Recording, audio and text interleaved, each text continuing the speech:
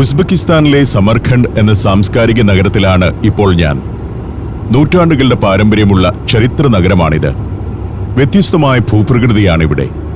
Driver സാർഷത്ത് മിടുക്കനാണ്, വളരെ സഹായിയുമാണ്. കോട്ടമതിൽ പോലുള്ള നിർമ്മിതിക്കപ്പുറം ഖബറിസ്ഥാനോ മറ്റോ ആണുള്ളത്. സമർഖണ്ഡ് ഉസ്ബെക്കിസ്ഥാനിലെ തന്നെ ഏറ്റവും പുരാതനമായതും ചരിത്രമുള്ളതുമായ മന്ദിരങ്ങളുള്ള ഒരു സ്ഥലമാണ്. ഷാക്കിസിന്ദ എന്ന പുരാതന നിർമ്മിതികളുടെ ഒരു കോംപ്ലക്സിലേക്കാണ് ഇപ്പോൾ എത്തിയിരിക്കുന്നത്. മുസോളിയങ്ങളുടെ ഒരു കോംപ്ലക്സ് ആണിത്. ഷാക്കിസിന്ദ എൻസെമ്പിൾ എന്നാണ് ഇതിന്റെ മുഴുവൻ പേര്. മനോഹരമായി ഒരുക്കിയിട്ട ചരിത്ര സ്മാരകങ്ങൾ, കുറേയേറെ ചരിത്ര പുരുഷന്മാരെ സംസ്കരിച്ച സ്ഥലമാണിത്. പ്രഗത്ഭരായ മതപണ്ഡിതന്മാരൊക്കെ അക്കൂട്ടത്തിലുണ്ട്. സംസ്കരിച്ച സ്ഥലങ്ങൾ ഓരോന്നും വമ്പൻ നിർമ്മിതികളാണ്. ചരിത്രമുള്ള ഗംഭീര നിർമ്മിതികൾ. അതിന്റെ പടിപ്പുരയാണിത്. സമ്മറിന്റെ മൂർധന്യത്തിലാണെങ്കിലും ധാരാളം ടൂറിസ്റ്റുകൾ ഇവിടെ എത്തുന്നു. ഞങ്ങൾ അകത്തേക്ക് കയറി ചെല്ലുമ്പോൾ കുറേ ആളുകൾ കൂടി നിൽക്കുന്നത് കാണാം. ടിക്കറ്റ് എടുക്കാൻ വേണ്ടി നിൽക്കുന്നതാണ്. നല്ല വരുമാനമാണ് ഉസ്ബെക്കിസ്ഥാന് ടൂറിസത്തിലൂടെ ലഭിക്കുന്നത്. പ്രത്യേകിച്ച് പാശ്ചാത്യ ടൂറിസ്റ്റുകളൊക്കെ ധാരാളം എത്തുന്നുണ്ട്. സീസണിൽ വളരെ കൂടുതൽ ആളുകളെത്തും. പ്രഗത്ഭരുടെ സംസ്കാര സ്ഥലങ്ങൾ മാത്രമല്ല, ആചാരാനുഷ്ഠാനങ്ങൾ നടന്നിരുന്ന കെട്ടിടങ്ങളും ഉൾപ്പെട്ടതാണ് ഷാക്കിസിന്ദ എൻസെമ്പിൾ. 11 മുതൽ 15 വരെയുള്ള നൂറ്റാണ്ടുകളിൽ പണിതവയാണ് ഇവിടെയുള്ള നിർമ്മിതികളിൽ ഏറെയും. 7-ാം നൂറ്റാണ്ട് മുതൽ തന്നെ ഇവിടെ മൃതദേഹ സംസ്കാരം നടന്നിരുന്നു. ഇവിടെ നിന്ന് ഇനി കുറെ പടവുകൾ കയറി മുകളിലേക്ക് പോകണം. അവിടെയാണ് പ്രധാന കെട്ടിടങ്ങളൊക്കെ. ഭംഗിയായി മെയിൻറ്റെയിൻ ചെയ്യുന്നു. ഗംഭീരമായി ഒരുക്കി വെച്ചിട്ടുമുണ്ട്. എന്നാൽ ആ പുരാതന ഭാവം ഒട്ടും കൈവിട്ടിട്ടുമില്ല. പടവുകൾ കയറി ചെല്ലുമ്പോൾ ആദ്യം തന്നെ കാണുന്നത് ഡബിൾ ഡോം മുസോളിയം എന്ന നിർമ്മിതിയാണ്. അതിനകത്ത് കയറി നോക്കി പറയത്തക്ക ഗാംഭീര്യമോ പ്രത്യേകതയോ ഒന്നുമില്ല. 2 ഡോമുകൾ ഉള്ളതുകൊണ്ടാണ് ഇതിനെ ഡബിൾ ഡോം മുസോളിയം എന്ന് വിശേഷിപ്പിക്കുന്നത്. ഇവിടെ നിന്ന് വീണ്ടും മുകളിലേക്ക് കയറണം. ഇതിന്റെ ചരിത്രവും കഥകളും ഓർത്തുകൊണ്ട് പടവുകൾ കയറി. മലയുടെ മുകളിലേക്ക് കയറി ചെല്ലുമ്പോൾ ഈ വിധം 2 വശത്തും മുസോളിയങ്ങളുള്ള ഒരു ഇടുങ്ങിയ ഇടവഴിയിലേക്കാണ് എത്തുന്നത്. അതിമനോഹരമായ ഗംഭീരമായ ഒരു കോംപ്ലക്സ്. 2 വശത്തും വലിയ ഉയരമുള്ള പ്രത്യേക മുഖപ്പോടുകൂടിയ മുസോളിയങ്ങൾ. നിരവധി എണ്ണമുണ്ടങ്ങനെ. ഈ കാണുന്നത് ടുഗ്ലു ടെക്കിൻ മുസോളിയമാണ്. അത്യാകർഷകമായ അലങ്കാരപ്പണികളോട് കൂടിയ ഒരു നിർമ്മിതി. 1376 പണിതതാണിത്. അമീർ തിമൂറിന്റെ സൈനിക കമാൻഡറായിരുന്ന അമീർ ഹുസൈന്റെ മാതാവിനു വേണ്ടി പണിത മുസോളിയമാണ്. അതിന്റെ മറുവശത്ത് അമീർ സോഡ മുസോളിയം. മധ്യേഷ്യയിലെ പ്രശസ്തനായ കവി അമീർ സോഡയെ സംസ്കരിച്ച സ്ഥലമാണിത്. ഒരു മിസ്റ്റിക് കവിയായിരുന്നു അദ്ദേഹം. വീണ്ടും മുന്നോട്ട് നടക്കുമ്പോൾ ഇടവഴിയുടെ 2 വശത്തും കെട്ടിടങ്ങളാണ്. മുസോളിയങ്ങൾ മാത്രമല്ല, മറ്റു പല ആവശ്യങ്ങൾക്കുള്ള കെട്ടിടങ്ങളും ഇതിലുണ്ട്. അങ്ങകലെ അറ്റം വരെ നടക്കാം. ഒരു നീളൻ ഇടവഴിയാണ്. 7-ാം നൂറ്റാണ്ട് വരെ പിന്നിലേക്ക് നീണ്ടുകിടക്കുന്നതാണ് ഈ കോംപ്ലക്സിന്റെ ചരിത്രം. ഷാക്കിസിന്ദ എന്ന വാക്കിനർത്ഥം ദ ലിവിംഗ് കിങ് എന്നാണ്. മുഹമ്മദ് നബിയുടെ കസിനായ ഖുത്തം ഇബൻ അബ്ബാസുമായി ബന്ധപ്പെട്ടതാണ് ആ വിശേഷണം. 7-ാം നൂറ്റാണ്ടിൽ സമർഖണ്ഡ് മേഖലയിലേക്ക് അറബ് അധിനിവേശമുണ്ടായപ്പോൾ ആ സൈനികരോടൊപ്പമാണ് ഖുത്തം ഇബൻ അബ്ബാസ് ഇന്നാട്ടിലെത്തുന്നത്. ഇസ്ലാം മതപ്രചാരണമായിരുന്നു അദ്ദേഹത്തിന്റെ ലക്ഷ്യം. അദ്ദേഹത്തെ സംസ്കരിച്ച സ്ഥലത്തിനു ചുറ്റുമായാണ് പിന്നീട് മുസോളിയങ്ങളുടെ ഈ കോംപ്ലക്സ് ഉയർന്നു വന്നത്. ഉസ്തോ അലി നെസേഫി മുസോളിയമാണിത്. 11-ാം നൂറ്റാണ്ടിലെ ഇസ്ലാമിക പണ്ഡിതനും കവിയുമായിരുന്നു ഉസ്തോ അലി നെസേഫി. അതിനകത്തേക്ക് കയറി ചെന്നു. മുസോളിയത്തിന്റെ അകം ഇങ്ങനെയാണ്. പല നിറങ്ങളിലുള്ള പോഴ്സലിൻ കൊണ്ട് ചുമരും മകുടത്തിന്റെ ഉൾഭാഗവുമെല്ലാം അലങ്കരിച്ചിരിക്കുന്നു. ചൈനയിൽ നിന്ന് കൊണ്ടുവന്ന പോഴ്സലിൻ ടൈലുകളാവാം. അതിഗംഭീരവും മനോഹരവുമാണ് അലങ്കാരപ്പണികൾ. 14-ാം നൂറ്റാണ്ടിന്റെ 2-ാം പകുതിയിൽ ഏതാണ്ട് 30 വർഷം കൊണ്ടാണ് ഈ മുസോളിയം നിർമ്മിച്ചതെന്നാണ് കണ്ടെത്തിയിരിക്കുന്നത്. എന്നാൽ ആരെയാണ് ഇവിടെ സംസ്കരിച്ചിരിക്കുന്നതെന്നോ അയാൾക്ക് തിമൂർ കുടുംബവുമായുള്ള ബന്ധമെന്തായിരുന്നെന്നോ കണ്ടെത്താൻ ഗവേഷകർക്ക് ആയിട്ടില്ല. അവിടെ നിന്നിറങ്ങി വീണ്ടും നടന്നു. എല്ലാ മുസോളിയത്തിന്റെയും അകത്ത് കയറി ഞാൻ കാണുന്നില്ല. വളരെ പ്രാധാന്യമുണ്ടെന്ന് തോന്നുന്നതിൽ മാത്രമേ കയറുന്നുള്ളൂ. ഇത് മുഴുവൻ വിശദമായി കണ്ടു തീർക്കാൻ നേരമില്ല. ഇവിടെ കുറെ സ്മാരകശിലകൾ ഒരു പ്ലാറ്റ്ഫോമിൽ നിരത്തിവെച്ചിട്ടുണ്ട്. ഇവിടെ സംസ്കരിച്ച ആളുകളുടേതാണോ അതോ മറ്റു പ്രദേശങ്ങളിൽ നിന്ന് ശേഖരിച്ചു കൊണ്ടുവന്നതാണോ എന്ന് മനസ്സിലാകുന്നില്ല. ഏതായാലും ഇവിടെ ഒന്നാകെ ധാരാളം ആളുകളെ സംസ്കരിച്ച ഒരു ഖബറിസ്ഥാനായിരുന്നു എന്ന് വേണം കരുതാൻ. വീണ്ടും നടന്ന് മറ്റൊരു കോംപ്ലക്സിലേക്ക് എത്തുകയാണ്. മനോഹരമായി നിർമ്മിച്ച കെട്ടിടങ്ങളുടെ ഒരു സമുച്ചയം. അടുത്തടുത്തായി കുറെ കെട്ടിടങ്ങളുണ്ട്. വ്യത്യസ്തമായ ഒരു അനുഭവമാണ് ഇവിടെ എത്തുമ്പോൾ. ഇന്ത്യയിലെ പല ഹിസ്റ്റോറിക് പ്ലേസുകളും ഇങ്ങനെയൊന്നും സംരക്ഷിക്കുന്നില്ലെന്ന് എനിക്ക് തോന്നുന്നു. നടുമുറ്റത്ത് നിൽക്കുമ്പോൾ ഇതാണ് കാഴ്ച. ചുറ്റോടു ചുറ്റും പല മുസോളിയങ്ങൾ. തുമൻ അക്ക കോംപ്ലക്സ് എന്നാണ് ഈ ഭാഗം അറിയപ്പെടുന്നത്. തിമൂർ വംശത്തിലെ പ്രഗത്ഭമതികളായ ചില സ്ത്രീകളെ സംസ്കരിച്ചിരിക്കുന്നത് ഇവിടെയാണ്. വന്ന വഴിയെ തിരിഞ്ഞു നോക്കുമ്പോൾ ഇതാണ് കാഴ്ച. ധാരാളം ടൂറിസ്റ്റുകൾ എത്തുന്നുണ്ടിവിടെ. പല രാജ്യക്കാരായ ആളുകൾ. നല്ല ഫോട്ടോഗ്രാഫിക് ഭംഗിയാണ്. ഇതിവിടുത്തെ കുത്തുലുഗ് ഓക്കോ മുസോളിയമാണ്. 1360-61 കാലത്ത് പണിത മുസോളിയം. അതിനകത്തേക്കാണ് ആളുകൾ കയറിപ്പോകുന്നത്. ഒരു ഗംഭീര നിർമ്മിതി തന്നെയാണിത്. അമീർ സോഡയുടെ ഭാര്യമാരിൽ ഒരാളായ കുത്തുലിക് ഓക്കോയെ സംസ്കരിച്ചിരിക്കുന്നത് ഈ മുസോളിയത്തിനകത്താണ്. പല നിറങ്ങളിലുള്ള പോഴ്സലീൻ ടൈലുകൾ കൊണ്ട് അലങ്കൃതമാണ് എല്ലായിടവും. അമീർ തിമൂറിന്റെ മറ്റൊരു ഭാര്യ തുമാൻ അക്കയെ സംസ്കരിച്ചിരിക്കുന്നതും ഇവിടെയാണ്. അനേകം ഭാര്യമാരുണ്ടായിരുന്ന തിമൂറിന് ഏറ്റവും പ്രിയങ്കരിയായിരുന്നു തുമാൻ അക്ക. 14-ാം നൂറ്റാണ്ടിലെ ആത്മീയാചാര്യൻ ഖോജ അഹ്മലിനെ സംസ്കരിച്ചതും ഇവിടെയാണ്. ഷാക്കിസിന്ദ എൻസംബിളിലെ തന്നെ ഏറ്റവും പ്രമുഖമായ നിർമ്മിതിയാണ് തുമാൻ അക്ക, തുമാൻ ഒക്കോ എന്നൊക്കെ വിളിക്കുന്ന ഈ മുസോളിയം. ആ കെട്ടിടത്തിനകത്തു നിന്നിറങ്ങി. ചിലതിലൊക്കെ സ്കാർഫ് ഉൾപ്പെടെ സിൽക്ക് കൊണ്ടുള്ള നിരവധി വസ്തുക്കൾ വിൽക്കാൻ വെച്ചിട്ടുണ്ട്. ഞാൻ അവിടെ നിന്നിറങ്ങി. ഈ കെട്ടിടങ്ങൾ മിക്കതും 11-ാം നൂറ്റാണ്ടിനും 19-ാം നൂറ്റാണ്ടിനും ഇടയിൽ നിർമ്മിച്ചതാണെങ്കിലും അതിനു മുൻപ് തന്നെ മധ്യേഷ്യയിലെ വലിയൊരു മതകേന്ദ്രമായിരുന്നു ഇവിടം. മുഹമ്മദ് നബിയുടെ കസിൻ ഖുത്തും ഇബൻ അബ്ബാസ് ഇവിടെ വന്ന 7-ാം നൂറ്റാണ്ടോടെ ഇവിടം വലിയൊരു മതകേന്ദ്രമായി മാറിയിരുന്നു. മക്കയിൽ ഹജ്ജ് കർമ്മം അനുഷ്ഠിക്കാൻ പോകാനാകാത്തവർക്ക് ഇവിടം സന്ദർശിച്ചാൽ ഹജ്ജിന് സമാനമായ പുണ്യം ലഭിക്കുമെന്ന ഒരു വിശ്വാസം തന്നെ ഉണ്ടായിരുന്നു അന്ന്. ഖുത്തം ഇബൻ അബ്ബാസ് രക്തസാക്ഷിത്വം വരിച്ച ഇടം എന്ന പ്രത്യേകതയായിരുന്നു അതിന് കാരണം. അദ്ദേഹത്തിന്റെ മരണം സംബന്ധിച്ചു തന്നെ പല പല വിശ്വാസങ്ങൾ നിലവിലുണ്ട്. വഴിയിലെങ്ങും ടൂറിസ്റ്റുകളുടെ ബാഹുല്യമായി. 42 ഡിഗ്രി സെൽഷ്യസ് ചൂടൊക്കെയുള്ളപ്പോൾ ഇവിടേക്കെത്തുന്ന ടൂറിസ്റ്റുകളുടെ എണ്ണം കണ്ട് നമ്മൾ അത്ഭുതപ്പെട്ടു പോകും. ഞാൻ ഈ വന്നിരിക്കുന്ന ഓഗസ്റ്റിനും ഒരു മാസം കൂടി കഴിഞ്ഞിട്ടേ ഇവിടുത്തെ ടൂറിസ്റ്റ് സീസൺ തുടങ്ങുകയുള്ളൂ. സെപ്റ്റംബർ അവസാനത്തോടെയാണ് ഇവിടെ ടൂറിസം ആരംഭിക്കുക. ഡിസംബർ മുതൽ ഈ നാട് കൊടും ശൈത്യത്തിലേക്ക് പോകും. തജിക്കിസ്ഥാൻ ഉൾപ്പെടെയുള്ള അയൽ രാജ്യങ്ങളിൽ നിന്നും ധാരാളം ടൂറിസ്റ്റുകൾ ഇവിടേക്കെത്തുന്നുണ്ട്. കാരണം സമർഖണ്ഡ് തജിക്കിസ്ഥാനോട് ചേർന്ന ഒരു പ്രദേശമാണ്. ഞങ്ങൾ അടുത്ത കാഴ്ചയിലേക്ക് പോവുകയാണ്. കാൽഹോസ് പബേദ എന്ന സ്ട്രീറ്റിലൂടെയാണ് പോകുന്നത്. ഒരു ഗ്രാമത്തിലേക്കാണ് യാത്ര. ഇവിടെ ഒരു ട്രഡീഷണൽ ഗ്രാമമുണ്ട്, കൊണിഗിൽ എന്ന ഗ്രാമം. നഗരത്തിൽ നിന്ന് 14 കിലോമീറ്റർ അകലെയാണത്. നൂറ്റാണ്ടുകൾക്ക് മുൻപ് ഈ നാട്ടിലെ ആളുകളുടെ ജീവിതം എങ്ങനെയായിരുന്നെന്ന് കാണിച്ചു തരുന്ന ഗ്രാമമാണത്. സോവിയറ്റ് കാലത്തെ ട്രക്കുകൾ. ഇതായിരുന്നു സോവിയറ്റ് നാളുകളിൽ ഇവിടെയൊക്കെ ഓടിയിരുന്ന വണ്ടികളുടെ ഷേപ്പ്. ഇപ്പോഴും അതുപോലുള്ള വണ്ടികളുണ്ട്.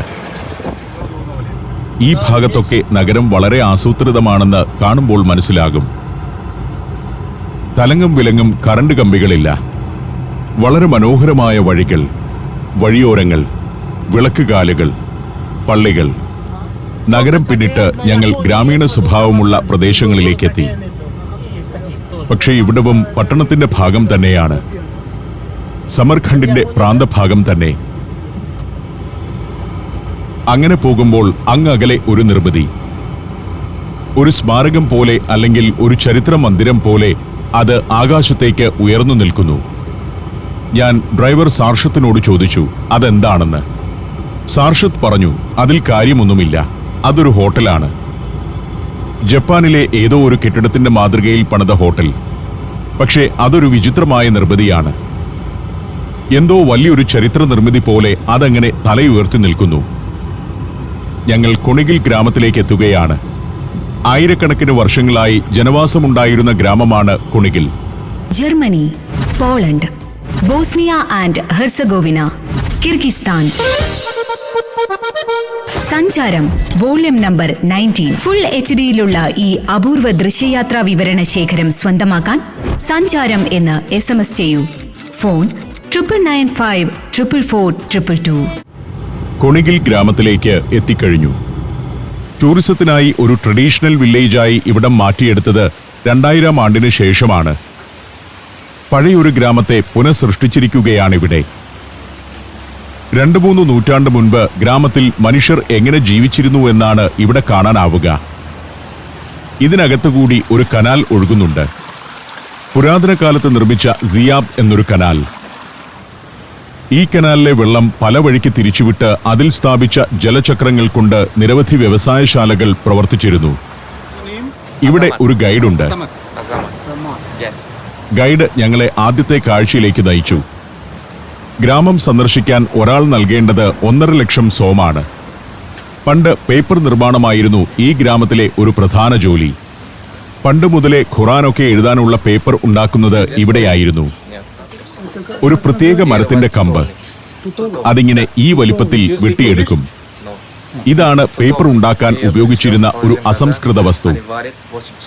ഇതിന്റെ തോല് ഇങ്ങനെ പൊളിച്ചെടുക്കാൻ പറ്റും. പിന്നീട് കോല് വിറകിനായി ഉപയോഗിക്കും. തോലാണ് പേപ്പർ നിർമ്മാണത്തിന് ഉപയോഗിക്കുക. 2 സ്ത്രീകൾ ഇവിടെ ഇരുന്ന് എന്തോ ചെയ്യുന്നുണ്ട്. കമ്പിൽ നിന്ന് ചീന്തിയെടുത്തതിന് ശേഷം ദ്രവിച്ചു പോകുന്ന പുറത്തെ തൊലി എടുത്തു കളയും. ദ്രവിക്കാത്ത നാര് മാത്രം ചീകിയെടുക്കുന്നു. ആ നാര് വെള്ളത്തിലിട്ട് വയ്ക്കും. അതിങ്ങനെ ചെയ്തുകൊണ്ടേയിരിക്കും ഇവർ. പേപ്പർ നിർമ്മാണത്തിലെ ആദ്യ പണി ഇതാണ്. 2 സ്ത്രീകൾ എന്തോ ഒരു ചടങ്ങ് തീർക്കുന്നത് പോലെ തൊലി ചീകി നാരെടുത്തുകൊണ്ടിരിക്കുന്നു. ഗൈഡ് അതിന്റെ കഥയൊക്കെ പറയുന്നുണ്ട്. ഇവിടെ ഒരു വലിയ ബോയിലറുണ്ട്. ചീകിയെടുത്ത തൊലി അതിനകത്ത് കൊണ്ടുപോയിട്ട് പുഴുങ്ങും. ഏതാണ്ട് 5 മണിക്കൂർ നേരം വേവിക്കണം. ഇതാണ് അടുത്ത പ്രോസസ്. വെള്ളത്തിലിട്ട് തിളപ്പിക്കുകയാണ്. തോലെടുത്ത കോല് ഉപയോഗിക്കുന്നത് വെള്ളം തിളപ്പിക്കാനുള്ള വിറകൊക്കെയായിട്ടാണ്. ഈ വേവിച്ച സാധനത്തെ ഉരലിലിട്ട് കുറെ മണിക്കൂറുകൾ ചതയ്ക്കണം. 7-8 മണിക്കൂർ ഇടിച്ചു ചതയ്ക്കേണ്ടതുണ്ട്. അത് മനുഷ്യാധ്വാനം കൊണ്ടായിരുന്നില്ല. സിയാബ് കനാലിലെ വെള്ളം പല വഴിക്ക് തിരിച്ചുവിട്ട് അതിൽ ജലചക്രങ്ങൾ കറക്കിയാണ് നാര് ചതയ്ക്കുന്ന സംവിധാനം പ്രവർത്തിപ്പിക്കുക. ഇത്തരം ജലചക്രങ്ങളാണ് കൊണിഗിൽ ഗ്രാമത്തിലെ എല്ലാ വ്യവസായങ്ങളെയും പ്രവർത്തിപ്പിച്ചിരുന്നത്. നൂറ്റാണ്ട് മുൻപത്തെ കഥയാണ് പറയുന്നത്. അതിപ്പോൾ പുനഃസൃഷ്ടിച്ചിരിക്കുകയാണിവിടെ. ശരിക്കു പറഞ്ഞാൽ നമ്മുടെ നാട്ടിലെ ടൂറിസത്തിന്റെ കേന്ദ്രങ്ങളിൽ ട്രഡീഷണൽ തൊഴിലുകളൊക്കെ ഈ മട്ടിൽ പ്രദർശിപ്പിക്കേണ്ടതുണ്ട്. എത്രയോ ടൂറിസ്റ്റുകൾ വരും. ചെത്തുകാർ, തുണിനെയ്ത്തുകാർ, കൊല്ലപ്പണിക്കാർ, മൂശാരിമാർ എന്നിവരുടെയൊക്കെ തൊഴിലും തൊഴിലിടവും പ്രദർശിപ്പിക്കുന്ന ഒരു വില്ലേജ് നമുക്ക് വേണം. നെല്ലുകുത്തുകാരുടെയും ചക്കാട്ടുകാരുടെയും ഒക്കെ പ്രവർത്തനങ്ങൾ ഒരു വില്ലേജിൽ കാണിക്കണം. അതൊരു വലിയ സംഭവമായിരിക്കും. ഒരു വില്ലേജ് മ്യൂസിയം എന്ന മട്ടിൽ. അത് തന്നെയാണ് ഇവർ ചെയ്തിരിക്കുന്നത്. ജലചക്രം കറങ്ങുന്നതിലൂടെ നാരിടിക്കുന്ന ഉരൽ ഇതാണ്. അകത്ത് ഉരൽ. ഒരേ ജലചക്രം തന്നെ 3-4 ഉരലുകളിൽ നാര് ചതയ്ക്കുന്നുണ്ട്. പഴയ കാലത്തെ സാങ്കേതിക വിദ്യയാണിത്. ഗൈഡ് എന്നെ ഉരൽപ്പുരയ്ക്കകത്തേക്ക് നയിച്ചു. നാരിടിക്കുന്ന ഉരലുകൾ നിരന്നിരിക്കുന്നിടത്തേക്ക്. നമ്മൾ മുൻപേ കണ്ട ആ വേവിച്ച നാര് ഇവിടെ ഉരലിലിട്ട് ഇങ്ങനെ 8 മണിക്കൂർ ഇടിക്കും. പാകത്തിന് ഇടിച്ചു കഴിയുമ്പോൾ അതൊരു പ്രത്യേക രൂപത്തിലാകും. ഗൈഡ് അതെടുത്ത് ഞങ്ങൾക്ക് കാണിച്ചു തന്നു. ഈ സാധനം ഇനി നന്നായി വെള്ളത്തിൽ കലക്കും. 8 മണിക്കൂറോളം ഇടിച്ചു കഴിയുമ്പോഴാണ് ഈ രൂപത്തിലാകുന്നത്. 8 മണിക്കൂർ ആളുകൾ നിന്ന് ഇടിക്കേണ്ട. രാത്രി ഉരലിലിട്ട് പോയാൽ നേരം വെളുക്കുമ്പോഴേക്കും ഈ പരുവത്തിലായി കിട്ടും. അതിന്റെ കഥയാണ് ഗൈഡ് പറയുന്നത്. കനാലിൽ സ്ഥാപിച്ച ജലചക്രത്തിൽ നിന്ന് ഒരു തണ്ട് പണിശാല വരെ നീണ്ടുവരുന്നു. അതിങ്ങനെ ഇടിച്ചുകൊണ്ടിരിക്കും. ഒരേ സമയം 8-10 എണ്ണം ഇങ്ങനെ ഇടിക്കും. ഇടിച്ചു ചതച്ച മരത്തൊലി ഇവിടെ കൊണ്ടുവന്ന് വെള്ളത്തിൽ കലക്കിയിട്ട് ഒരു നെറ്റിനകത്ത് ഇങ്ങനെ കോരിയെടുക്കും. കലക്കിയ വെള്ളത്തിൽ നെറ്റ് മുക്കിയെടുക്കുകയാണ് ചെയ്യുക. അപ്പോൾ അതിന്റെ തരിയെല്ലാം കൂടി നെറ്റിൽ പറ്റിപ്പിടിക്കും. തുടർന്ന് നെറ്റിന്റെ മുകളിലെ ഫ്രെയിം ഊരിയെടുക്കുന്നു.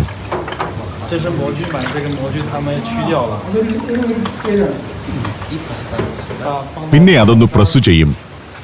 അപ്പോൾ അതിനകത്തെ വെള്ളം കുറച്ചങ്ങ് പോകും. അത് കഴിഞ്ഞ് ഫ്രെയിമിന്റെ അടിഭാഗവും ഇങ്ങനെ എടുത്തു കഴിയുമ്പോൾ അതിന്റെ താഴെ ഒരു പേപ്പർ രൂപപ്പെട്ടു കഴിഞ്ഞു. കലക്കവെള്ളത്തിൽ നിന്ന് നെറ്റിൽ പറ്റിപ്പിടിച്ച പിശിരാണ് ഇപ്പോൾ ഈ രൂപത്തിലായിരിക്കുന്നത്. ഇപ്പോഴും നനവുണ്ട്.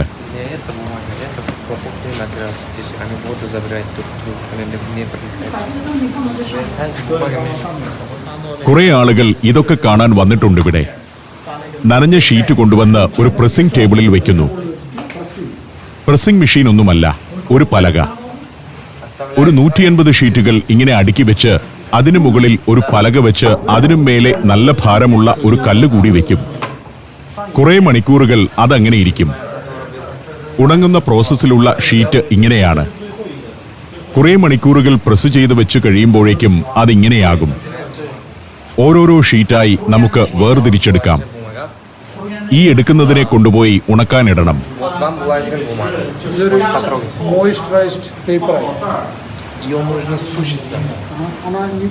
ഇതിപ്പോഴും പൂർണ്ണമായി സെറ്റായിട്ടില്ല. അത് കൊണ്ടുവന്ന് ഒരു ഫ്രെയിമിൽ ഇങ്ങനെ ഉണങ്ങാനായി നിരത്തിവെക്കും.